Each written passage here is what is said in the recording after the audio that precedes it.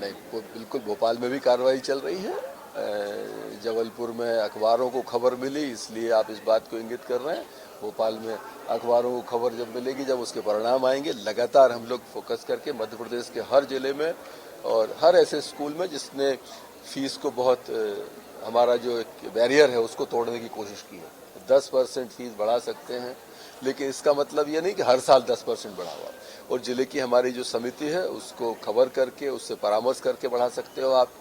और दूसरा कि वो स्कूल की प्रवृत्ति दिखती है कि कोई स्कूल ऐसा है जिसकी पूरे साल की फीस ही 10,000 है, अगर उसने 10,500 कर दी तो लगेगा कि ये इसने उस बैरियर को तोड़ा है।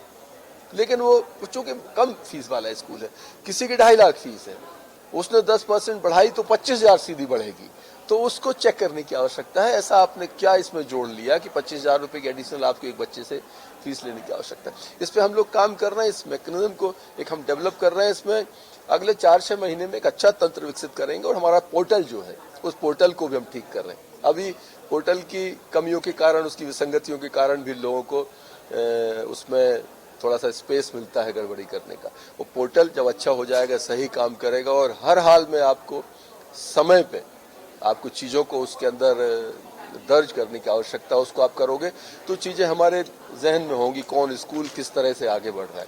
तो उस पर काम कर रही सरकार, हमारा डिपार्टमेंट भी पूरी संजीव।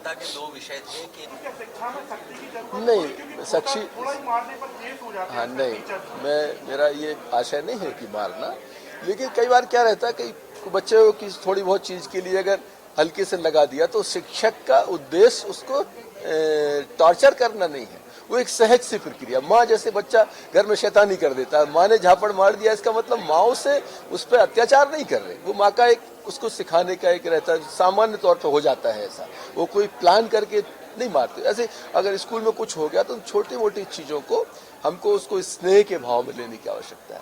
अगर कोई मतलब आदतन इस तरह का कोई व्यक्ति है तो उसके लिए ये सारे कानून की व्यवस्थाएं दी गई हैं, लेकिन प्रेम, स्नेह और लगाव के साथ बच्चे को आगे बढ़ाने का जो शिक्षक का एक माइंडसेट रहता है, मुझे लगता है वो ज़्यादा असरकारक रहता है बच्चे के ऊपर।